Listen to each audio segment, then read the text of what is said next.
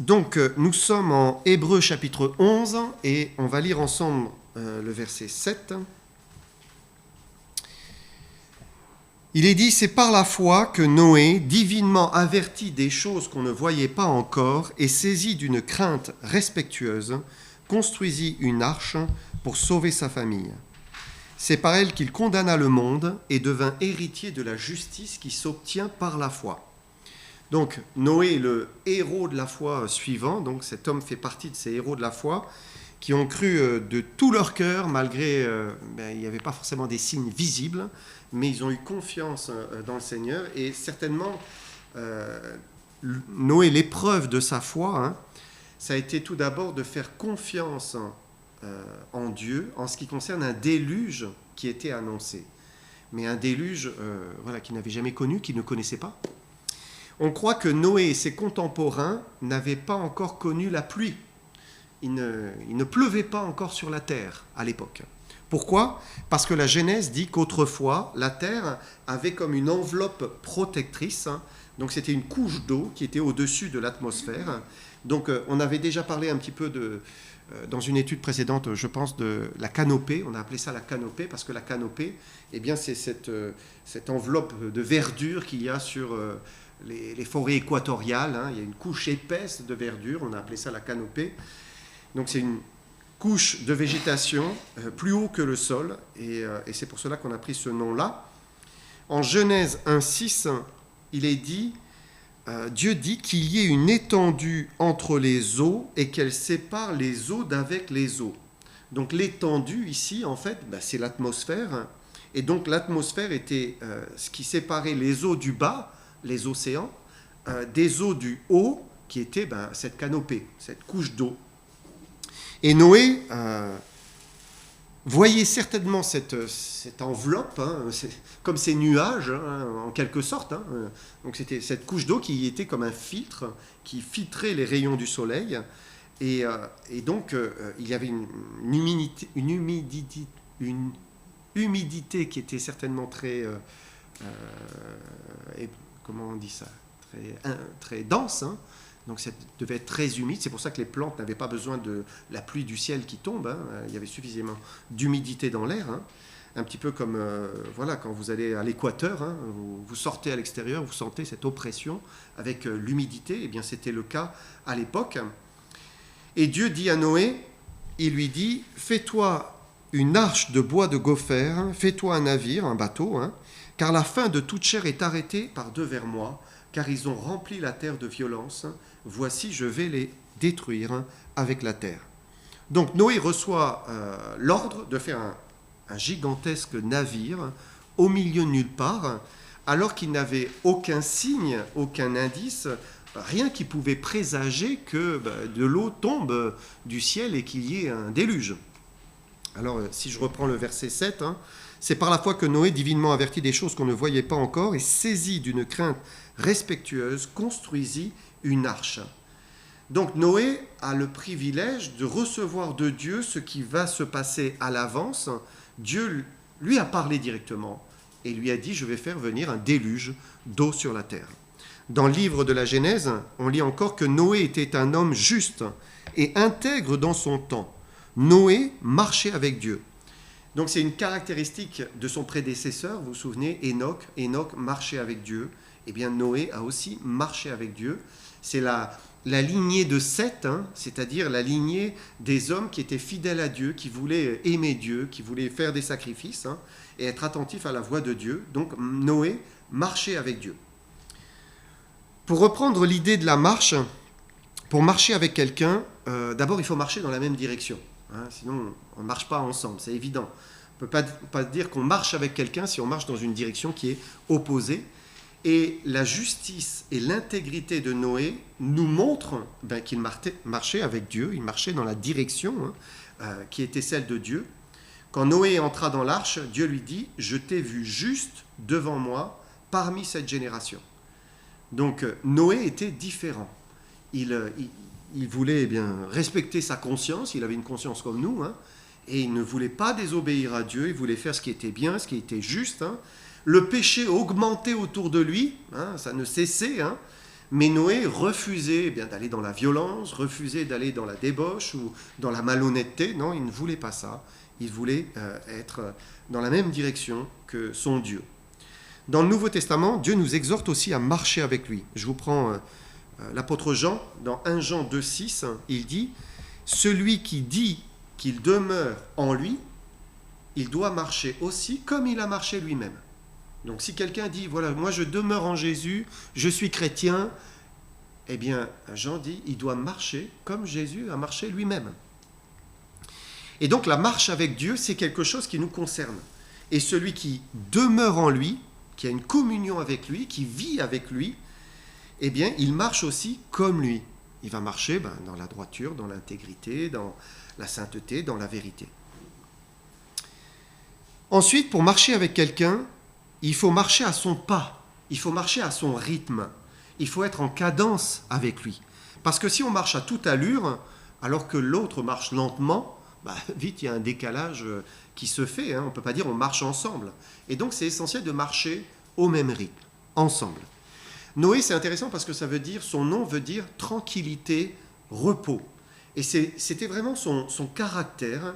Noé avait le désir de faire ce que Dieu lui disait, comme il lui disait, quand il lui disait, sans précipitation, sans inquiétude, sans tourment.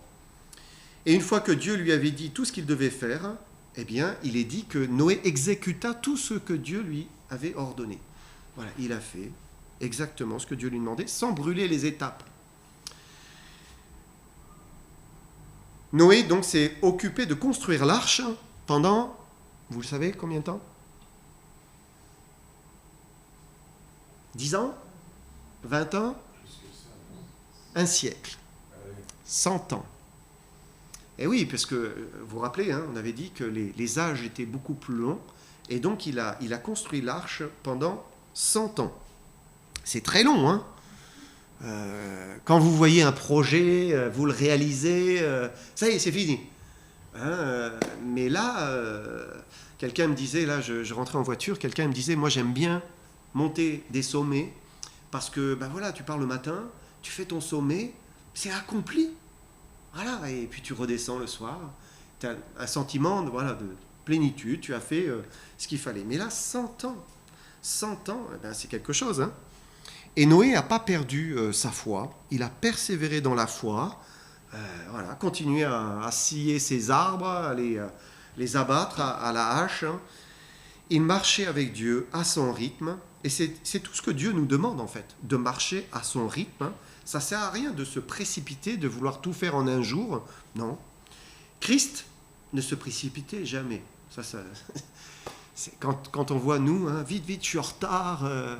Christ ne se précipitait jamais. Il était toujours au bon moment, au bon endroit. Il accomplissait la volonté du Père dans la tranquillité, dans le repos. Il marchait avec Dieu, avec son Père. Et nous, il nous faut aussi marcher avec lui, garder sa cadence, sans être trop pressé, sans trop ralentir. Et puis enfin, pour marcher avec quelqu'un, pour finir, il faut marcher à côté de lui, côte à côte. Parce que vous pouvez marcher, par exemple, dans une direction, le nord, et à 5 km à l'heure, et puis être de l'autre côté du monde et marcher vers le nord à 5 km à l'heure, mais vous ne marchez pas ensemble. Pour marcher ensemble, il faut marcher côte à côte, l'un à côté de l'autre.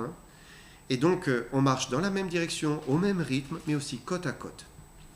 Et marcher côte à côte, ça décrit la proximité. Noé était proche de Dieu. Il était sensible à sa voix. Quand quelque chose n'allait pas, il soupçonnait que il avait peut-être fait quelque chose de mal, eh bien, il faisait un sacrifice. Voilà, il voulait être en paix, vraiment. Il voulait être en règle avec son Dieu et garder cette communion, cette intimité avec lui. Et c'est ce que Dieu nous demande, en fait, de rester sensible à sa voix. Quand quelque chose nous dit au fond de nous, ce que tu n'as pas fait là, ce que tu as fait, ce n'était pas bien. Tout de suite, on se réconcilie. Pardon, Seigneur. Et on cherche à toujours être en paix avec le Seigneur. Le Saint-Esprit, c'est comme une colombe. D'ailleurs, il est descendu sous la forme d'une colombe sur le Seigneur Jésus. Mais vous savez, une colombe, rien l'effraie. Dès qu'il y a quelque chose qui va, hop, elle s'envole. Et notre communion avec le Seigneur, elle est fragile aussi. Un rien peut faire qu'on la perd si on ne fait pas attention. Et il faut très peu pour qu'elle soit rompue. Et donc, voilà, on cherche à garder une bonne conscience devant Dieu et à chérir cette communion avec lui. On marche avec lui côte à côte. Et ainsi, parce que Noé marchait avec Dieu, alors il a été choisi pour construire l'arche. C'est lui qui fut averti divinement des choses qu'on ne voyait pas encore. Notre texte dit « il fut saisi d'une crainte respectueuse ». Ça veut dire, Noé a eu une crainte qui était salvatrice, qui était salutaire, qui le sauvait, sa crainte le sauvait. Il y a des craintes qui ne sont pas des bonnes craintes, des craintes qui ne nous sauvent pas, qui nous perdent. Je vous donne un exemple, la crainte des hommes tend un piège. Ça, c'est une crainte qui peut vous perdre. Hein. Vous avez peur, alors du coup, vous faites des bêtises. Mais par contre, la crainte de l'Éternel est une source de vie pour détourner des pièges de la mort. Donc la crainte de l'Éternel, ça c'est ce qui nous préserve, c'est ce qui nous sauve. Quand Noé a entendu Dieu lui parler et lui dire qu'il allait envoyer un déluge et qu'il fallait construire une arche, il a été saisi d'une crainte respectueuse. Et c'est une crainte qui engendre le respect. C'est pas une peur. Vous savez, une peur qui vous pétrifie là et vous rend incapable d'agir. Hein. Bien sûr, un incroyant, quelqu'un qui rejette Dieu, il devrait craindre. Hein, tout à l'heure, on en parlait. C'est que Dieu est aussi un Dieu de justice. Hein, et donc, il devrait avoir peur, hein, dans ce sens-là. Mais quand on connaît le Seigneur, Dieu ne veut pas qu'on soit dans la crainte. Hein. Un enfant de Dieu ne doit pas craindre le Seigneur de cette manière-là.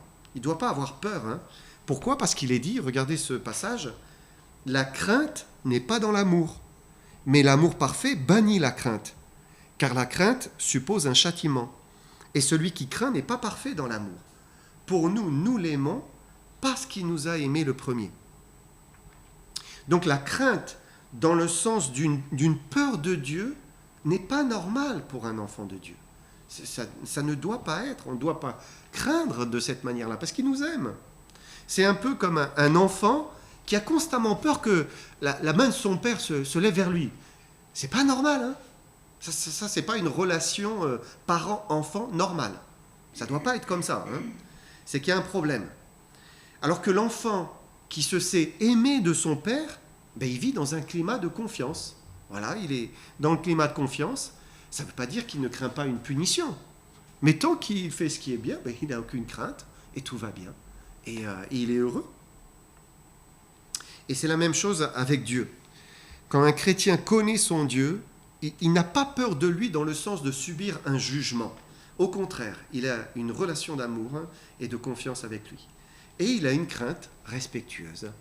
Il ne va pas se permettre de faire n'importe quoi parce qu'il aime son père. Il ne veut pas lui déplaire.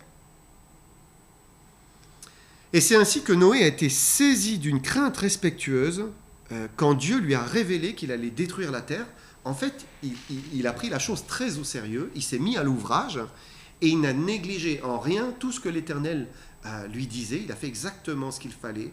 Il a marché avec l'Éternel. Il y a un lien à faire dans le fait de marcher avec l'Éternel et d'avoir cette crainte respectueuse. Parce que celui qui marche avec lui, côte à côte, dans sa direction, à son rythme, il témoigne d'une crainte respectueuse. Les deux sont liés finalement ensemble. Alors que celui qui fait un peu ce qu'il veut, il va le respecter moins, forcément. Et donc Noé marchait avec le Seigneur, il était dans cette crainte. Il fut saisi de cette crainte respectueuse. Il est dit, il construisit une arche pour sauver sa famille. Il a construit une arche pour sauver ceux qu'il aimait, en fait, finalement. Dieu lui avait dit il pourrait être sauvé. Et l'idée de construire une arche pour sauver ceux que l'on aime, c'est une belle image, ça. Noé, d'abord, s'est construit sa propre arche, on va dire entre guillemets, dans le sens où c'est tout ce qu'on vient de dire de sa personne. Il voulait être intègre, il voulait marcher avec Dieu, il voulait être fidèle, il le craignait, il avait foi en lui. Mais maintenant, il s'agissait de construire une arche pour sa famille. Et chaque foyer, chaque chef de foyer devrait construire une arche pour son foyer, pour sa famille. On voit que le temps de Noé ressemblait quand même beaucoup à notre temps actuel. À l'époque de Noé, il est dit que la méchanceté des hommes était grande sur la terre. Toutes les pensées de leur cœur se portaient chaque jour vers le mal. C'est ça qui a envoyé le déluge. C'est que toutes les pensées du cœur de l'homme étaient censées se tourner vers le mal. Et Dieu regardait cette humanité qui était en train de partir de travers. Et c'est ça qui a dit, mais non, maintenant, stop, on arrête ça et on recommence. Ça signifie que le mal était en train d'atteindre un pic, une apogée. Et Dieu ne pouvait plus le tolérer. Et Dieu est toujours patient avant d'envoyer le jugement. On l'avait vu dans une autre étude avec Mathusalem, Métuchéla. Il tarde. Mais à un moment, il ne peut pas faire autrement que de juger. Tout à l'heure, on parlait de l'Apocalypse. C'est effroyable quand on lit l'Apocalypse. On se dit, mais mince, c'est un autre visage de Dieu. Mais Dieu est juste. Et à un moment, eh bien, il est obligé de juger le mal. Et nous, qui savons que nous sommes quand même plus près de la fin qu'il ne l'était avant nous, on voit le mal qui est en train de lever, comme la pâte, comme le levain et la pâte. C'est en train de gonfler comme cela, les dérèglements sexuels validés, la débauche, le matérialisme, l'individualisme, le mépris de Dieu. En fait, notre humanité prend l'exact contraire des pensées de Dieu, de la voix de Dieu, de la volonté de Dieu. Et donc Dieu, dans ce cas-là, il n'y a pas de choix. À un moment, il y a un jugement. Regardez, c'est très intéressant ce que Jésus a dit. Ce qui arriva du temps de Noé arrivera de même à l'avènement du Fils de l'homme. Car dans les jours qui précédèrent le déluge, les hommes mangeaient, buvaient, se mariaient leurs enfants, jusqu'au jour où Noé entra dans l'arche. Et ils ne se doutèrent de rien, jusqu'à ce que le déluge vint et les emporta tous. Il en sera de même à l'avènement du Fils de l'homme. Et donc, Jésus nous rapporte qu'à l'époque de Noé, ils ne se doutèrent de rien. Ils n'ont pas pris au sérieux Noé qui était en train de construire l'arche, parce qu'ils voyaient bien Noé qui construisait ce bateau immense en disant « mais Dieu a dit que… » Non, ils se doutèrent de rien. Ils ont continué à faire comme d'habitude, chaque jour chasser la nuit et remplacer la nuit, et la nuit laisser place à une journée suivante. Et c'est ce que l'humanité vit. La terre tourne, et elle tourne encore, et demain sera un autre jour. Mais Jésus prévient, il dit, il en sera de même à l'avènement, c'est-à-dire au retour du Fils de l'homme. Donc, il dit ici clairement, le jugement va venir, comme le déluge est venu, le jugement va venir, et les hommes ne se douteront de rien. Ils continueront à vivre leur vie, puis d'un seul coup, ça va tomber. Et Noé nous laisse un exemple de ce qu'il faut faire. Noé construisit une arche pour sauver sa famille. Il a cru à la parole qu'il a entendue, et il a construit l'arche. Il l'a construit d'une manière matérielle, mais c'était aussi une arche de salut, donc on pourrait dire spirituelle, puisque ses enfants le suivirent dans l'arche. Il s'est occupé d'eux, il leur a communiqué aussi cette crainte de l'Éternel, et en fait, on sait que 8 personnes échappèrent au déluge. Il est dit, c'est par la foi que Noé construisit une arche pour sauver sa famille. Donc Noé a vu le danger, par la foi, il a pris soin de sa famille. Et nous aussi, de la même manière, on essaye de construire une arche pour notre famille. Dieu a donné des instructions à Noé. Il a donné la taille, il a donné les matériaux, et puis ensuite c'était l'affaire de Noé. Maintenant, il devait construire. Et Dieu nous a donné aussi, on va dire, des matériaux. C'est la parole de Dieu en fait. Dieu nous a donné des commandements, des instructions, pour construire notre arche pour notre famille. En fait, tout est dit dans la parole de Dieu. Et on peut construire une arche par l'enseignement de la parole de Dieu. Comment on construit une arche ? D'abord, il faut comprendre que l'arche, c'est Jésus-Christ lui-même. Il est l'arche qui nous permet d'être sauvés. Et finalement, le bateau de Noé, c'est comme une image de Jésus-Christ. Quand on entrait dans le bateau, on était à l'abri. Et quand on vient se confier en Jésus-Christ, on est à l'abri, on est protégé. Noé a reçu l'ordre donc de l'Éternel d'enduire l'arche de poix, donc à l'intérieur et à l'extérieur. Le poix, donc je vous donne la définition du dictionnaire, c'est un mélange mou et collant à base de résine et de goudrons végétaux. Donc il a pris la sève des arbres, et voilà, il a fait un mélange, une concoction. On s'en servait encore pendant longtemps, le poix pour étanchéifier les navires. Et donc il a fait du poix et il a enduit l'arche de cette matière noire collante sur toute son enveloppe.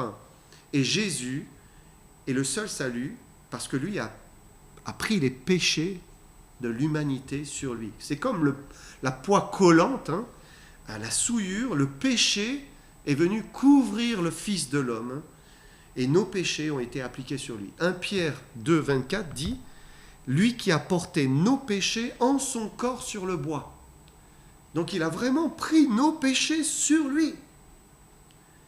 Et il a reçu le jugement que nous méritions. Voilà pourquoi on peut dire Jésus est notre arche. Et quand on pense à nos bien-aimés, voilà, tous ceux qui sont sur notre cœur, et qu'il est question de construire une arche pour ceux que nous aimons, la première chose à faire d'abord, c'est prier, bien sûr. C'est prier, les porter devant le Seigneur. Pourquoi ? Parce que c'est Dieu qui se révèle. C'est Dieu qui éclaire les cœurs. C'est Dieu qui donne une compréhension de l'évangile, du salut.